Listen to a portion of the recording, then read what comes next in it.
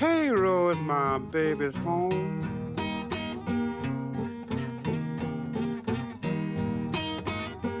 Cairo, Cairo is my baby's home.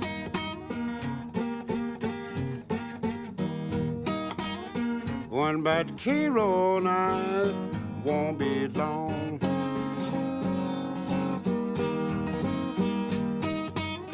Women in Cairo, they will treat you kind and sweet.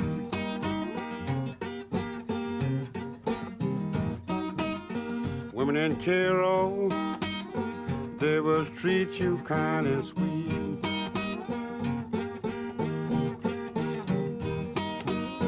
Catch you around and take you off your feet.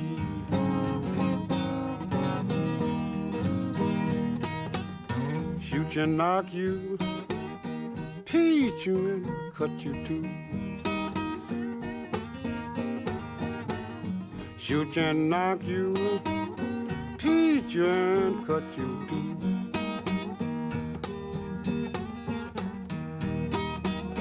They get through the graveyard, then for you.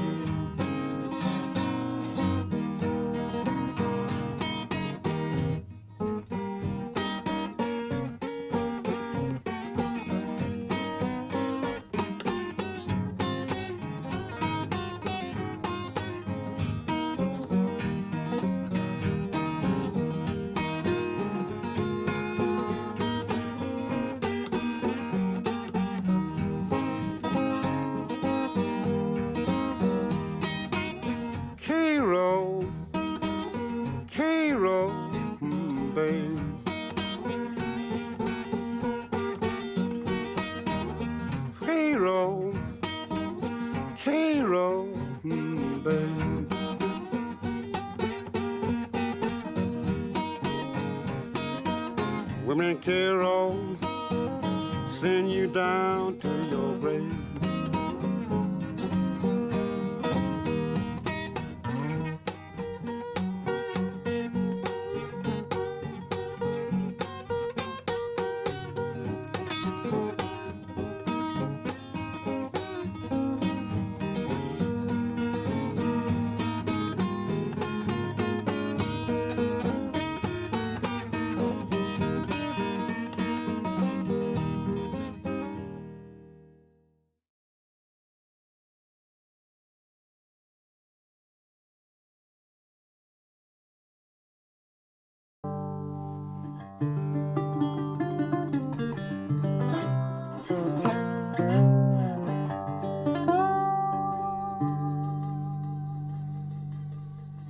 Hi and welcome to another episode of Blue Monday with me, Homesick Mac. This is a live stream dedicated to acoustic guitar playing, mostly within blues and traditional music styles like blues, hillbilly, country, maybe some ragtime, in various different styles and different tunings. But we are focusing on acoustic guitar for 98%. Good. Great to see you guys. We got, as usually, Geir from Norway. Wholeheartedly welcome. What's going on, Geir? Now the UK attack. A couple of weeks in a row. Graham was with us. Great to see you here. Buddy. And Jonas is back. All right. So today's theme, a little bit about housekeeping. If you're watching this on Facebook, but basically all of you who are here now are through YouTube, which is better audio, video quality. It's just better. Facebook is okay because most of my friends and contacts are on Facebook. So if you prefer to watch it there on your mobile, there the resolution could be okay. But if you're on a computer, I really recommend to watch it through YouTube. That's much better. So the theme for today is the subject of flying with your acoustic guitar. That's a big topic. but I've gathered some nice points to maybe help somebody who is not that experienced in flying with a guitar, or maybe just wants to fly for the first time, or maybe you've bought a very expensive guitar and now it's all of a sudden very important to know exactly how it's going to go to fly with that expensive instrument, what kind of case, where to put it, how can you check it in, can you bring it on board. We'll talk about that just a little bit later. But we'll start off as usual with a welcome song, and I'm gonna play you with the same backups as I have to my guitar backups. A song by Mississippi Fred McDowell, Kokomo. This is an homage to Sam Mitchell and Fred McDowell, of course, and everybody else who plays this great song.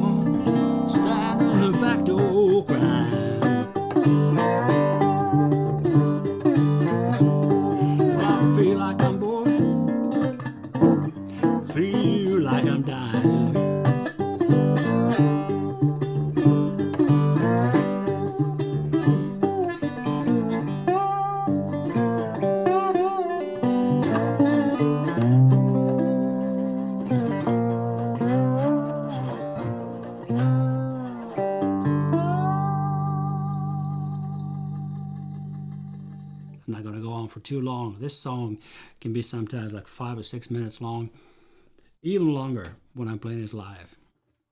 Nice homage to Sammy. And of course, there's another little thing why I played it on this guitar, because this is a flying friendly guitar. Depending on which airline you're flying, how you want to board the airplane and everything, but regarding the size and the accompanying case and all that, this is a small guitar. And this is the guitar that I took with me to the UK this last summer when I was teaching during the Blues Week program. And there was no problem to check it in, to bring it with me. So I'll tell you about it a little bit later. Good. Now, the blues backups, as usual.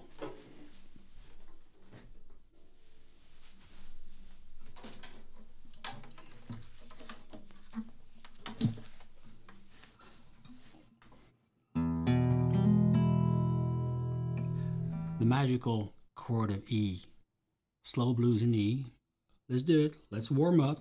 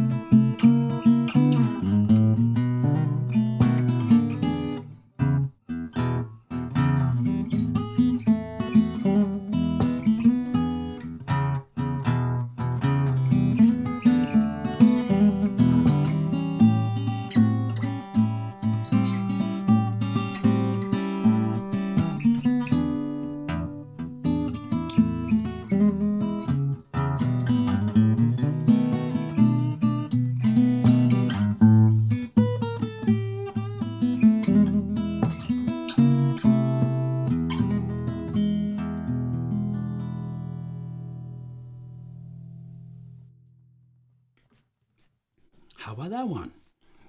I did some new things that I haven't done before in these backups, and I was fooling around a little bit with the basses, and this time I went doing the direct change to the chord 4 after playing in the beginning.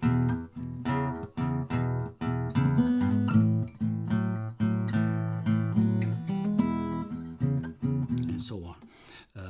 Usually I would stay in the E the whole 4 measures, and then I would switch to chord 4. So that was the first thing that I changed. And then I also went to play with the basses a little bit. Let's say when I went to A, I went...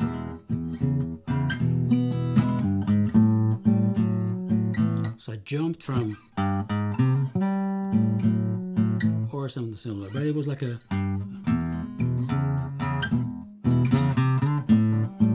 That's right. And then I ended up on the note B. So I didn't end up on the big bass. Instead of playing the B chord here, I play the big bass here, the F sharp note.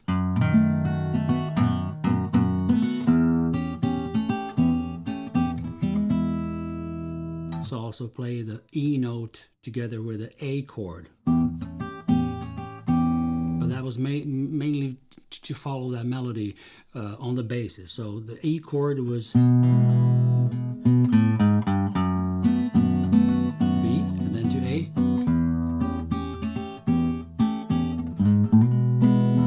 And then the turnaround, right? Then there was also a little bit of a... I think I've shown you this before. And then everything else was as usual. Okay, I hope you've warmed up and everything. So that's it.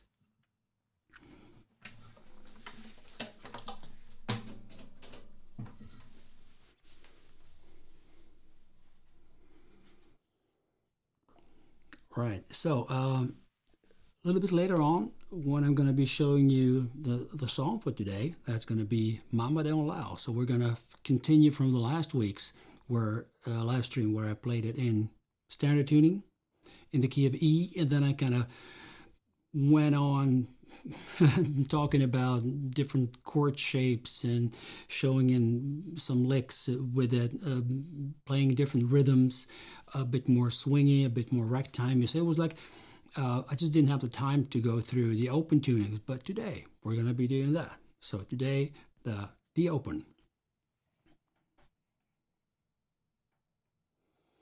Oh, Roy, yeah, welcome. Yeah, foldable guitar. Ask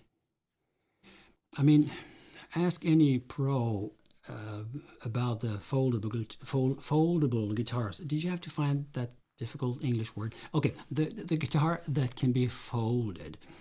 It's like they never really keep the tuning, the whole physics of those instruments. I just kind of didn't really like it. I've tried several of them. I even got some prototypes of those kinds of guitars where you didn't even need to release the strings. It was just to kind of bend it in a certain way. There was this angle, there was this kind of screw on the side of the neck, and you just whoop, and it folds not really flat, because then you have to count in both the fret, which is some maybe 7, 8 inches, right, all together, and then the body. This body is like 11 centimeters, which is a couple of inches. But the thing is, this is the size of a jumbo when it comes to the depth of the guitar. So it's not really that. But, so these open tunings are the ones I'm going to be using, but today is going to be only an open D, maybe open G. We'll see what comes with that. So today's theme is like, well, let me show you one thing.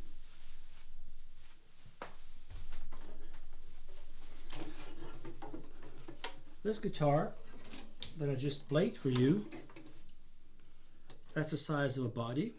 Excuse the lights and the reflections. Let's try to do it this way. Right. So that's that. No, this way. See. So the little guitar is about maybe 10 centimeters shorter than the big one, which means it needs a shorter case. And I'll show you the case as well, because now you've seen the size of the guitar. I know my audio is a little bit weaker when I kind of back off a little bit, but I'll try to talk louder maybe. So watch this.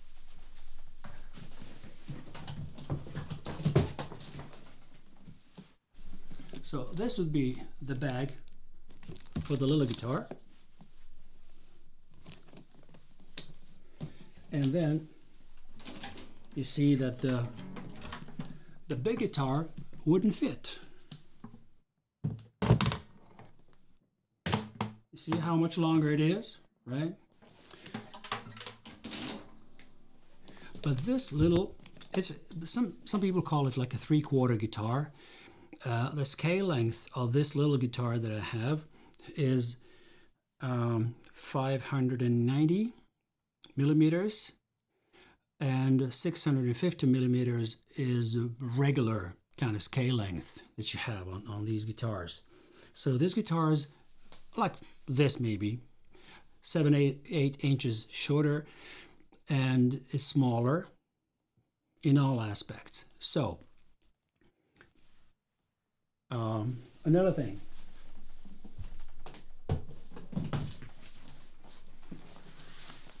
I've got some questions from people like, oh, you're going to talk about that with flying with the guitar. Yeah, great, but what if I, just buy a really sturdy gig bag, which is this. This is a really, really tough gig bag, but just look how thick this thing is. This takes up a lot of space in the cabin. It's almost impossible to even imagine being able to put this guitar somewhere, even if they allow you to put it in the closet. I have some, a couple of tips of what you can say at the gate. If you've managed to come all the way to the gate with your guitar, and then they let you in through the gate, and then you get in front of the cabin where the personnel is waiting for you and welcoming you. It's like, uh-oh, here comes a guy with the guitar or a girl with the guitar. And if you show up with something like this, even if they are willing to put it in the closet with the clothes, and sometimes I even manage to put my guitar in the clothes that's only for the staff. But it was a crowded plane. It was a lot of people. They just wanted to get rid of me. I was polite. I was talking slowly. I wasn't kind of protesting or whatever. So they let me put the guitar there, but that didn't happen so often. So anyway, a gig bag, yeah, it's a good solution. But if they force you to check it in, even if they tell you you can check it in at the gate, which means as you're entering the plane, they will take your guitar and then put it as a last piece of luggage down in the plane, right? So which means it's still going to be maybe thrown with the rest of the stuff. It might maybe move while flying, turbulence, you never know what's going to happen. I would never ever trust a gig bag to put it on a plane. To check it in, I mean. All right. I've got some... So, what are you saying, Roy? I was kidding. I had a Framus with a really bad neck that someone sold me to. Oh, glued back together. Oh, God. You didn't know any better. Yeah, sure. I mean, come on. Everybody went through that. And I had one of my absolute favorite guitars, actually my first real guitar that I bought for my own money, Yamaha FG 180, one of the golden models of Yamaha in the 70s, a dreadnought, very nice piece of instrument. And a friend of mine who I used to play with then just dropped it on the floor, coming out from the shower. Something happened, I don't know. And then the neck just broke, and then they repaired it, they glued it together. But, the neck angle to the body was not the same anymore. So it was moved a little bit. Maybe I can tell you about that, because that's an issue that you can really use if you know about that when you're maybe purchasing a used guitar somewhere. So if I place the guitar like this, you will see, I'll back off a little bit first.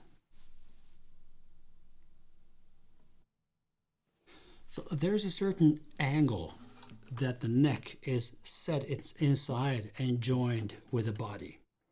It doesn't matter what kind of joint they're using, but the neck of the guitar needs to be compensating for the tension from the strings, which means the neck is always slightly recessed, couple of degrees. I don't know how many. I've tried to ask different manufacturers, people. It went everything from like 2 to 4 degrees or something, but basically the neck should be facing a little bit downwards, right, compared to the body. So when you don't have the strings on and you watch like this, the neck should be a little bit recessed, a little bit lower than the body. So when the strings come, they're going to pull and the neck is going to straighten up. And then, depending on what kind of guitar you have, if the guitar has a truss rod that you can adjust, then you can tailor with that a little bit. But don't forget that even if you have a good string action and everything, and the neck needs to be bowed just a little bit here in the middle somewhere, right? The great method to check if the neck is properly bowed is if you press on a 12th fret with your index finger, with your thumb, this is how I do it, and then you press on the 1st fret here, up here, and then you check above the 5th or 7th fret. There should be just slightly space in between the string and the fret. Somebody says like a hair thin space in between. This depends a lot on your string gauge, on what kind of guitar it is, and several other things. But that's the first thing you need to see. If you want to buy a guitar and somebody shows you, oh, this is a great Martin from 1944, and they tell you about the woods and everything, then you try to play it, and then it's okay here on the first couple of frets.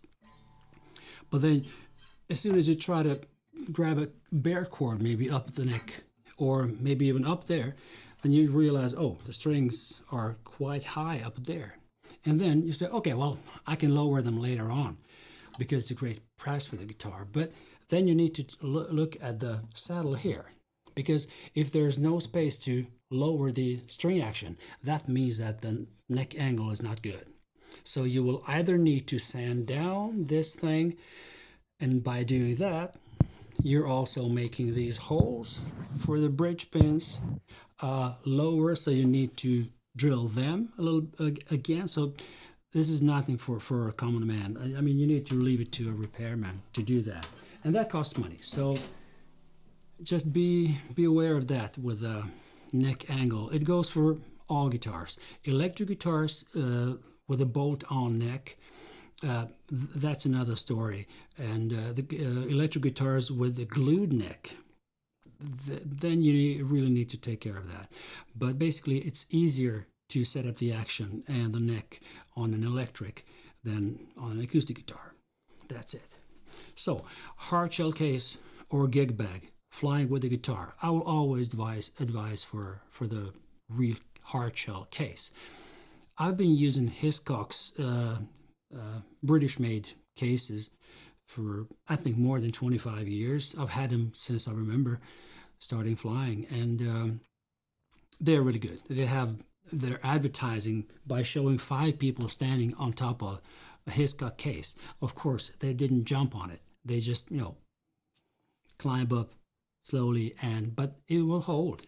And I have a couple of cases that were definitely thrown down, and somebody dropped them, so the foam from the outside was kind of scratched, and you can see the inside of the let's say of the top of the case, but it didn't go through and it didn't break. So it's a great case. There are loads of different cases that can cost anything from like $200 to $1,000. Great. So last summer when I was in the UK, I saw my good friend Rick Franklin flying all the way from States with a gig bag for his acoustic guitar. and he had some difficulties in either it was his back or his leg or something, and somehow he managed to take the guitar on the plane, in the cabin, on board, so to say, and then on the way back, we kind of waved him off at the airport, and I know that he needed to persuade this, flight attendant and people around who were kind of checking him in. He needed to talk himself through bringing that guitar on the plane. Now that's another story, because these cases also weight a great deal. So sometimes just the case can be like 4 or 5, 6, 7 kilos, and in order to protect it. Hiscox cases are very light, so if you're looking for a light case, that's a solution. But it's very bold. If you're hoping to be able to bring your guitar and talk yourself through, first of all, when you're checking in, because even if you're checking in on this machine, there are people from the airline close by, and they will see you walking with a guitar. I talked to some musician colleagues of mine, and they say, like, look, there's a solution. If you're flying with somebody, or if you know somebody, just leave the guitar with them while you're just checking in, and you're kind of checking in your luggage, your bag should go down, and then you're taking the guitar with you without people from the airline seeing you. That means that you just jump over the first step. The second step is security check, and then you're going to drag your guitar all the way with you through the airport and come into the gate, and there is a magnet in their eyes. They will spot an instrument, ski equipment or something like that. They will spot it from 2,000 miles away, and they will come after you, and they will just ask you, oh, excuse me, sir, you're not allowed to take this with you on the plane. You have to check it in. And then there's just like, then you try to maybe talk them into that. But then they say, well, we'll put it on top of everything else if you check it in at the gate while you're entering the aircraft. Okay, but there's a risk with that as well. I usually like to check in the guitar if I can.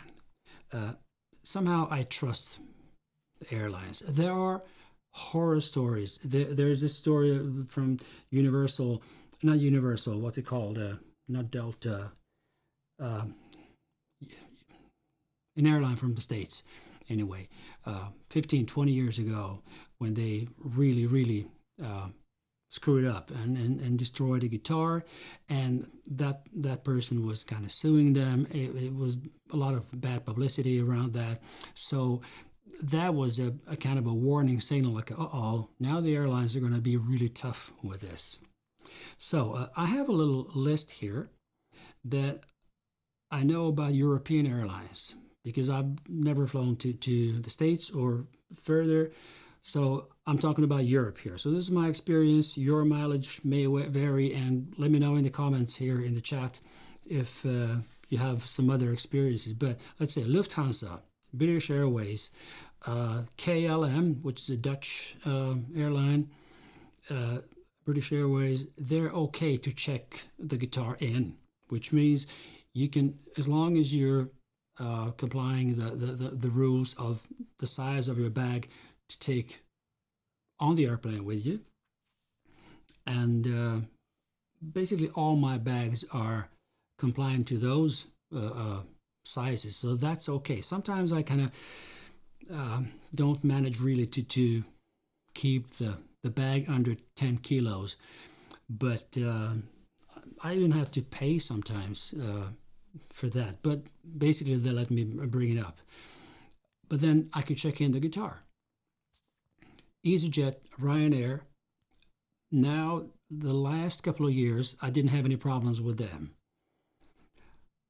Wizz Air, on the other hand, that's a company that flies a lot to Eastern Europe, and I usually fly to Belgrade in Serbia, and there I had to buy an extra ticket for the guitar.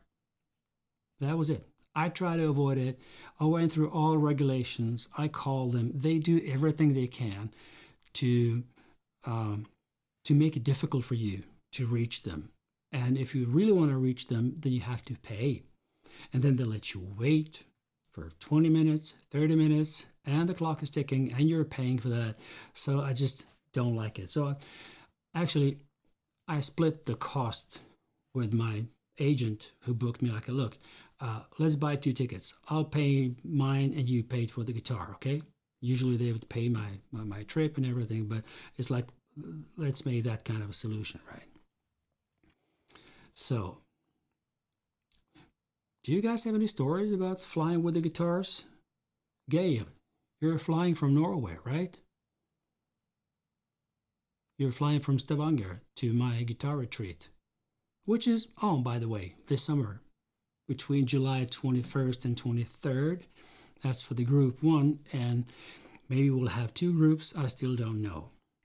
Another thing for my Swedish audience, I'm going to be participating on a guitar trade show, Gitarmässa, that's called in Swedish, in Gothenburg, between March 25th to 26th. Right, at Culture Arena in Gothenburg.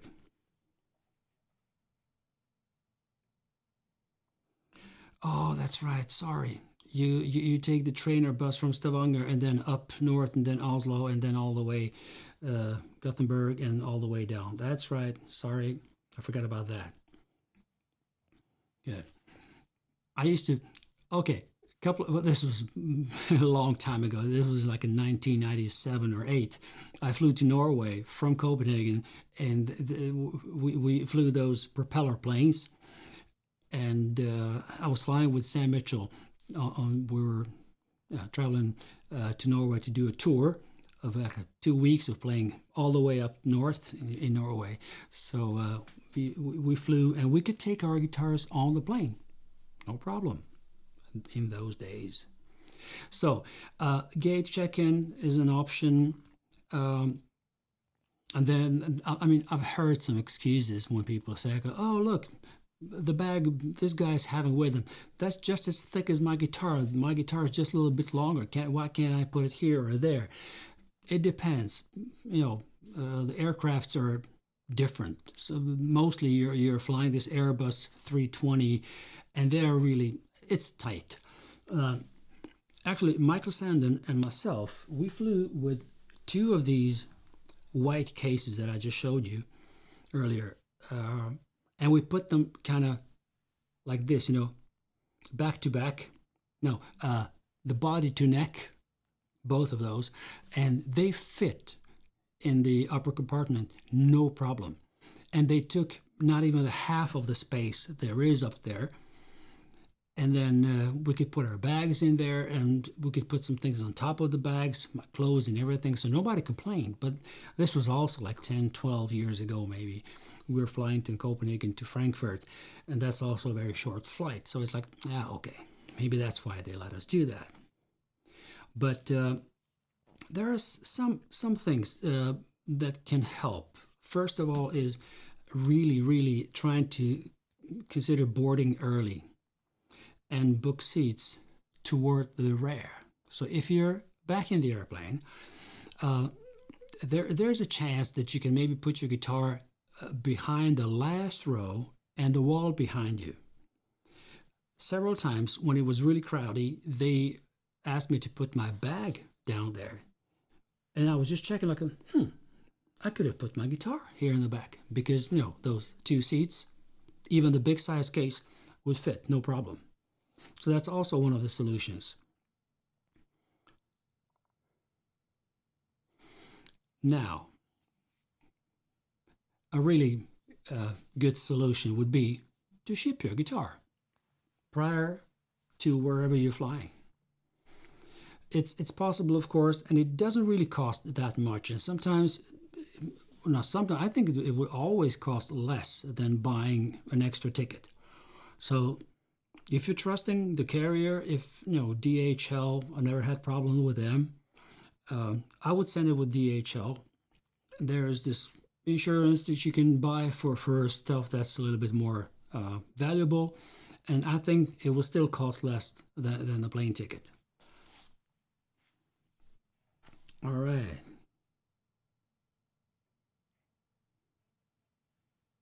Welcome to the flying live stream. We're online, we're flying, trying to carry our guitars with us. There are some things that you need to do prior to flying if you're checking in the guitar, because up in the cabin where you're sitting with other passengers, the pressure, the temperature, and everything is just like in an average room, right? So there's no danger to damage the guitar. Even if there's some turbulence while flying, the guitar is not going to be moving too much, because either you have a seat for it or you put it somewhere. Maybe it's in the closet, maybe it's in the upper compartment, but it's not going to be like a bouncing, left, right, up and down. If it's in the trunk down there, usually the temperature is very, very low there. So my first and most important tip is, even if you're really concerned, if everything went okay with your guitar, when you reach your destination and you come out of plane and you collect it at the outside luggage, or somehow finally you got your guitar, and then you're really eager to see, oh, did everything go well? It didn't break, they didn't damage something, right? Don't open it just then. Wait for 10, 15, 20 minutes, 30 minutes. They know you came with that flight, so even if something happened to the guitar, you will be able to reclaim something and to tell them something went wrong or whatever. But consider this temperature change, and if you just open the bag, the case, it might crack. Things might happen. You never know. Then another tip is to, if you're flying with a regular acoustic guitar, loosen the string a little bit. Not totally, just lower the pitch with maybe 2 notes from E to D on the first string, and accordingly the rest of the strings. That will ease the pressure on the top of your guitar. And in the top of the guitar there's a sound hole. Many people are using magnetic pickups in the sound hole, and since the guitars are vibrating down there in the trunk while we're flying, consider all the turbulence, whatever is happening with it. Maybe they've dropped it on the floor somehow, maybe it fell down. That pickup is screwed into the top of the guitar. Why am I talking about that and not showing you? Here it is. And this is exactly what happened to me when I was flying to the UK. These screws have a little plate underneath that they're screwed to, and that just worn out after so many years of me using this fantastic Seymour Duncan mic pickup, and it just worn out because you screw it and you unscrew it every flight. I removed the pickup from 98% of all my flights. I removed the pickup, and then there's the cable that goes from the pickup to the end pin jack, and that cable is just a little bit longer than needed for that distance, but so that I can put it inside of the case compartment where you usually put some extra strings, capos, accessories, whatever you have carrying with you, so the pickup is secured there. And prior to do that, I usually put it into a cloth so everything is nice and cozy while maybe bouncing inside there. That brings me to another subject, which is the accessories. I don't know how many times I've seen people just throwing in the capos, slides, picks, strings, other metal things inside of the guitar case, up there where the neck is. Like, well, if I close the case, it's not going to come on the guitar somewhere to scratch the body. Yes, it is. And even if not that, if you're flying with the guitar where the accessories are all over the place, they might damage the neck. So it's not advisable to do that. So secure accessories, and then secure your guitar. I read it somewhere online. They wrote, stuff it like a turkey. So I usually grab a couple of t-shirts, and instead of putting them in my traveling bag, I put them in the guitar case. So I usually put like 2 t-shirts, not even folded. I just put them inside in the bottom of the case. Then I put the guitar, and then I just check with the case. If I need to press it down, then it's too much. Then I need to maybe just use 1 t-shirt, and then it needs to be really tight. And then I close it, and then I try to shake it a little bit. If the guitar is moving, then I secure it with something else. And that goes both up and down and sideways. Definitely sideways, because most of the time somebody drops the guitar is that it ends on the sharp edges of the case upside down. They very seldom fell down flat. Okay, there are no rules, but usually when I found my case is damaged, it's always on the edges of the case, either the lower or the upper. That's where they get damaged. So that kind of just make your guitar really stuffed inside the case so that it cannot move. That's it. What else do we got? Remove the pickup from the sound hole. That's it. Smart, yeah. Bring a smaller guitar. Yeah. Roy was up to that, to say foldable guitar. That would be nice. All right. So, what are your thoughts about this? While I'm fetching the guitar and just checking my tuning, think about that. Write it down in the chat. We're going to open D. And I don't have a clue how I'm going to glue this together with the song. I don't have a clue how to glue. But it's a challenge, and I love challenges.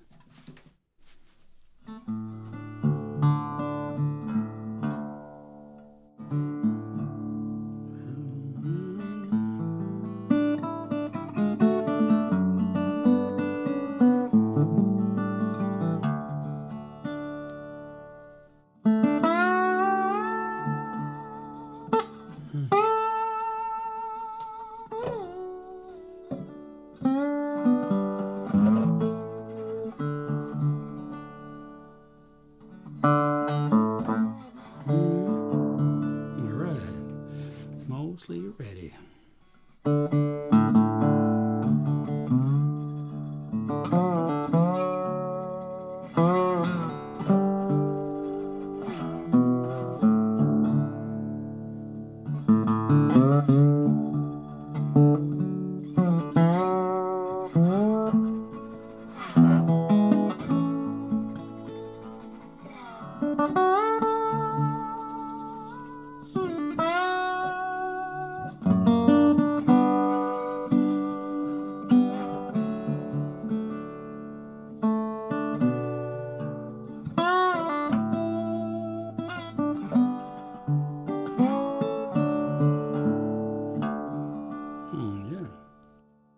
I was listening to my good friend David Hunt.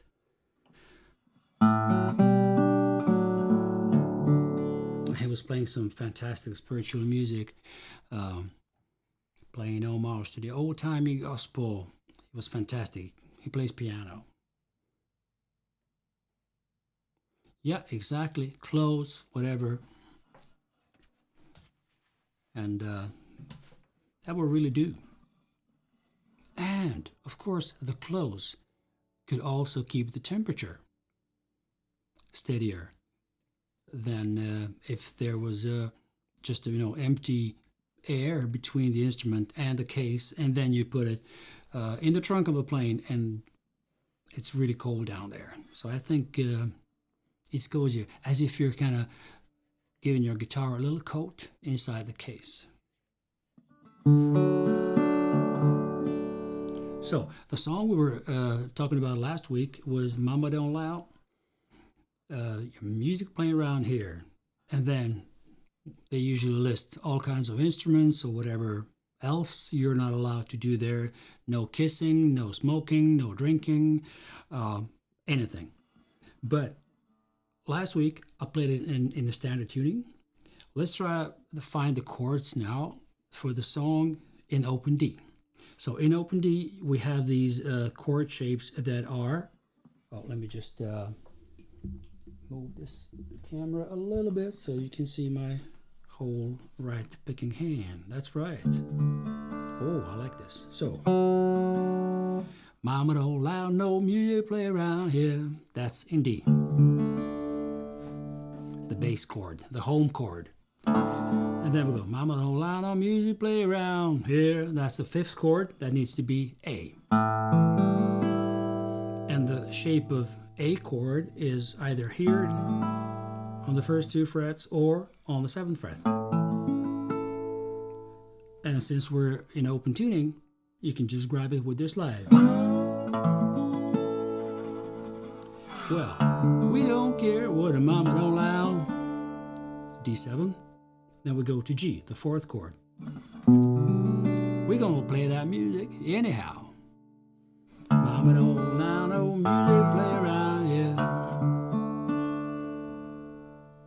These are the chords, the main chords, and then there are some chords in between or grips that we can utilize to make this sound a little bit more exciting maybe later on during the course of the song. So now I'm going to play the melody in thirds, which is a great advantage of these open tunings because you have a lot of big open strings that can be like drone notes while you're doing it.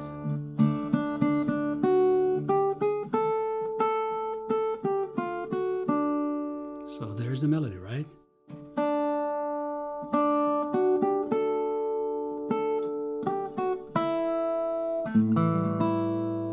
We don't care. That's a...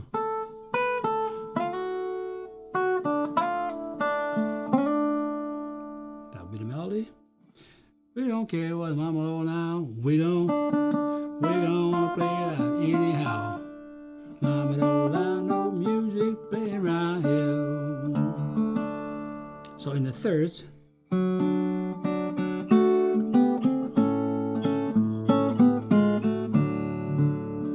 G, back to D, and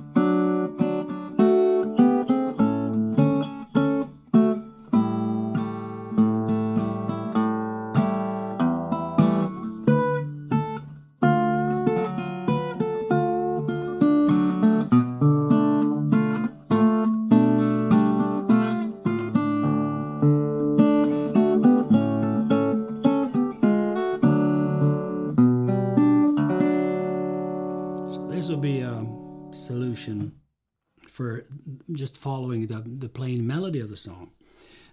This is a bit quite majory, so it's maybe for the sake of practicing, it's cool.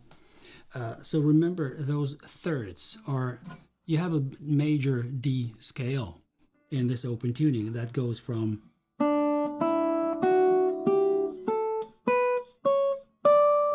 I have to tame this guitar, it's kind of ringing all over. So, and the scale goes from open string, 2nd, 4th, 5th, 7th, 9th, 11th, 12th fret. That's how you play. And then you're following these notes with notes on the 3rd string. So, when we play these two strings at the same time, and there's a rule if you want to play in thirds in open D tuning. All the notes that are on the 2nd and the 4th fret, so to say, you will always have your finger 1 fret lower. So which means if you're pressing the note on the 4th fret, then on the 3rd string you're going to have it 1 fret lower on the 3rd fret. So as soon as you come to the 5th fret and the 7th fret, you're pressing them on the same fret, right? And then you go further up.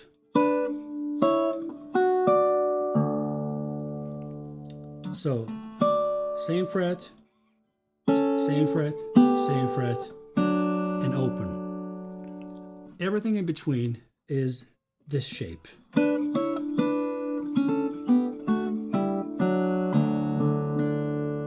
So this is a rule, and this is how I kind of visually remember this from the beginning, like when I was just learning how to play an open D tuning. A lot of stuff I really don't know too much about harmony and what the notes are called on the guitar neck. Some of them, of course, the main basses, of course I know those, but basically I'm kind of learning just by listening and remembering positions, and I'm very visual when it comes to where my grips are. So let me show you another nice grip. First, this A chord, which is A7. So we're pressing the second fret of the fourth string, first fret on the third, open second string, and then the second fret of the first string. So, and the corresponding bass would be the second fret here.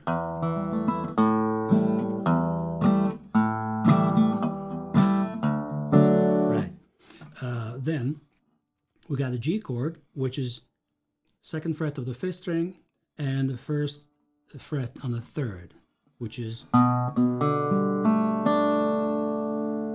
you can also press the second fret of the second string, then you will get the really major chord, or the fifth fret. And there's another chord that really fits nicely into these. It can either be the B minor, which is here, the second fret of the fifth and the second string. And then we have the E chord, either by a bare chord, or the way I like to grab that is second fret of the sixth string, second fret on the third, and open first string. And usually that chord comes before the A. So.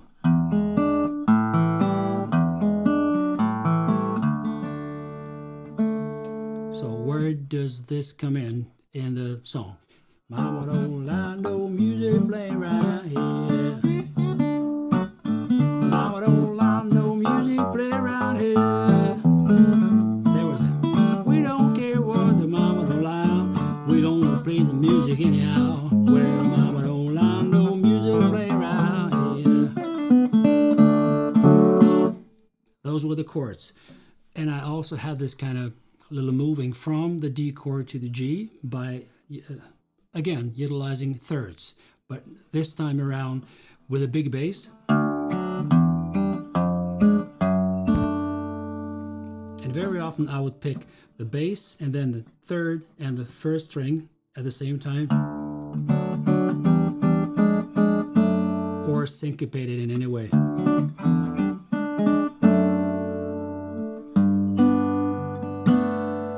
This form of the G chord is very nice and ringing. I really love to play it that way, either like this or like this. But then you see you have two different basses in this position and this. It's a different ringing, and some notes are new.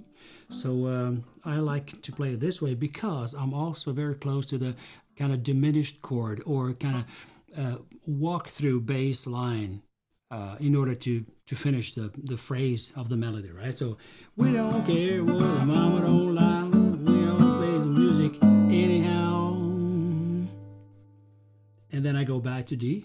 Mama don't like no music playing around here. So what I'm usually doing is that I kind of following the basses towards the chord that I'm going to be playing next.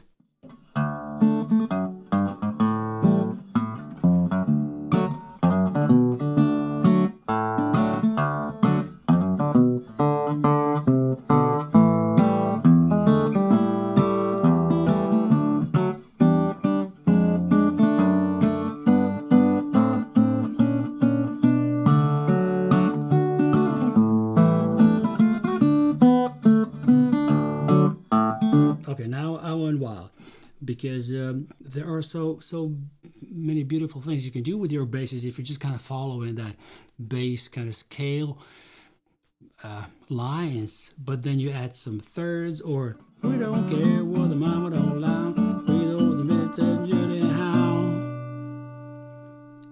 and they all come.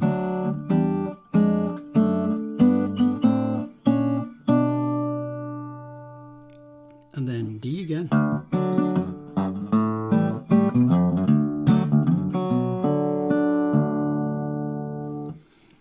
This calls for another kind of session of utilizing bass notes together with chords and building rhythms in open D tuning, but I'm just kind of throwing it in here to show it in this song. And I'm using these basses very often. A couple of live streams ago, I played Crazy About an Automobile or some gospel, I don't remember, but it was like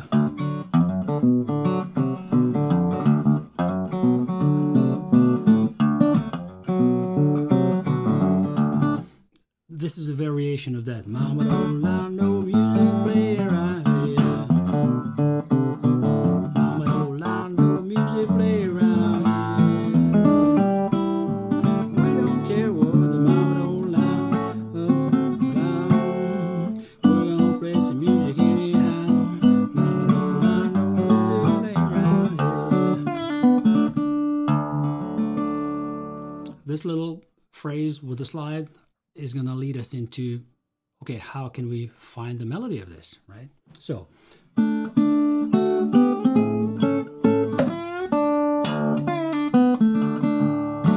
this can be played with a slide as well.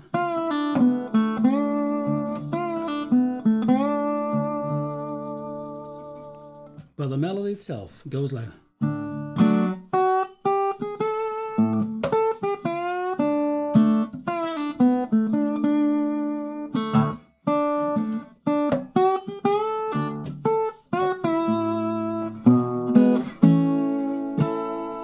this is kind of going through, but I do it with a slide, so I kind of use this. And this is also nice because it's leading me to the melody line, which is quite close here, so I don't have to jump with the slide too much. It's a no music play around here.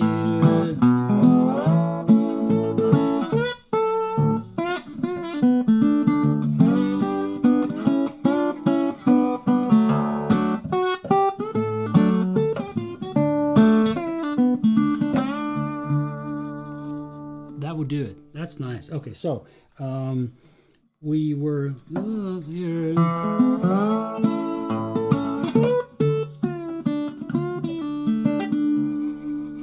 And then we changed to G.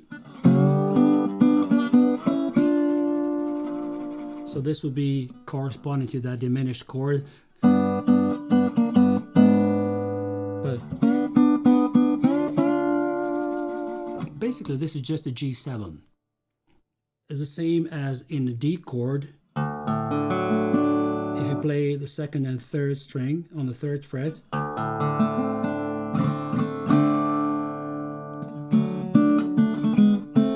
it's the same in G. But what I'm doing here is that I'm dampening the fourth string and the first string with my fretting, with my picking hand here.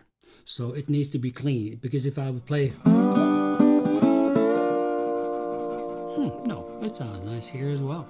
But I wanted to emphasize those two strings, like a second and third. And then you have this little lick that's waiting for you down here. So I could do.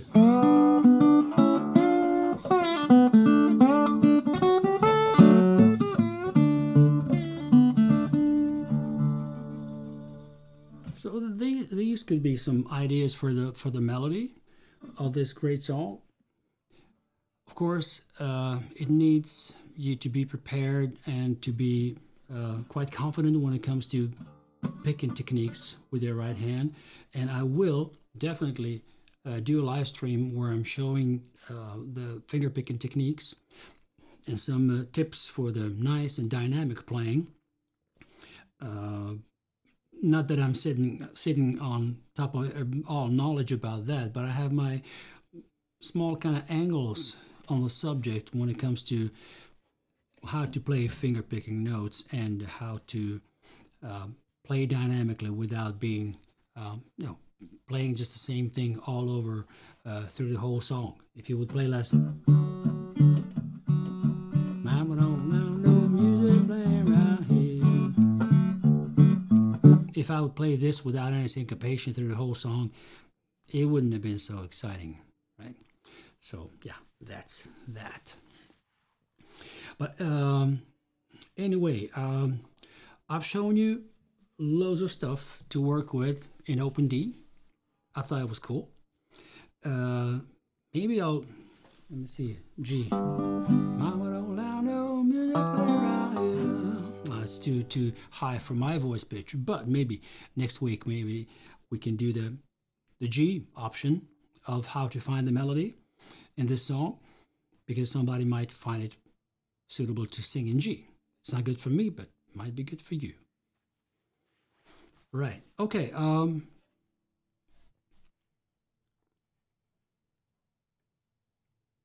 right. Patrick sneaked in as well. Good. I was talking too much. I haven't noticed when you came. Welcome, my friend. Great to see you here again. Thank you. Nice licks. Yes. We like those. All right. So, nothing more to say for today. Thank you for coming. Oh, that's right. That's great. It's actually one of your instruments in D now. Okay. Good. Were you in G before this? Okay. I'm only alternating between Open D, Open G.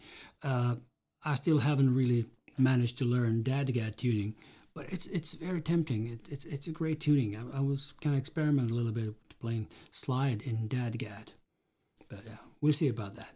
All right, guys, but thanks for coming today, and I hope I'll see you next Monday. 6th plus 7, that's the 13th of February. That's the day before the Valentine's Day, right? That's going to be fun. And I'm hoping to have Rick Franklin as my special guest, because I've been admiring Rick's playing and singing for many years, and we've been teaching together at the Blues Week program in the UK. And by the way, I'm going to be teaching this year as well. So first is going to be my retreat in Sweden at the island of Vane, July 21 to 23, and then I'll be flying over to the UK and teach for the whole week there, between the 30th of July and 4th of August. Around 100 people gathering together, and I think we're 10 instructors teaching all kinds of different styles: slide, fingerstyle, singing lessons by Michael Roach himself. It's going to be great. Thanks so much for coming today, and I hope I'll see you next week.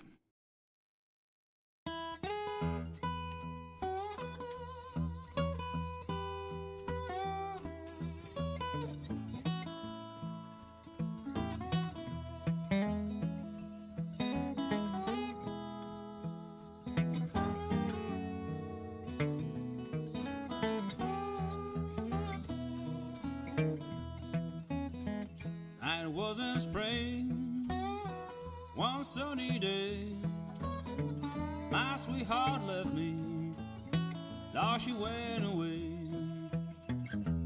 Now she's gone, and I don't worry, but I'm sitting on top of the world.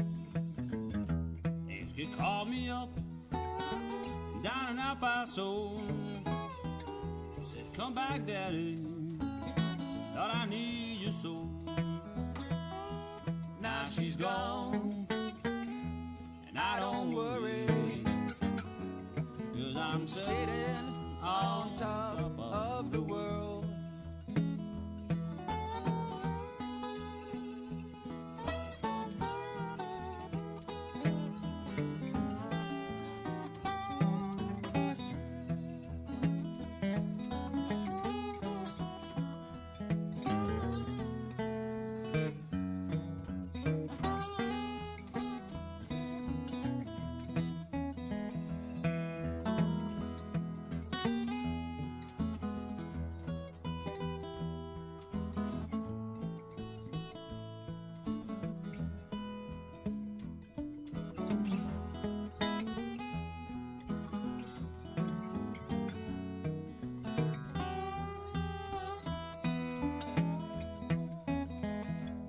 like my peaches, don't you shake my tree. Get out of my orchard, let my peaches be. Now she's gone, I don't worry, but I'm sitting on top of the world.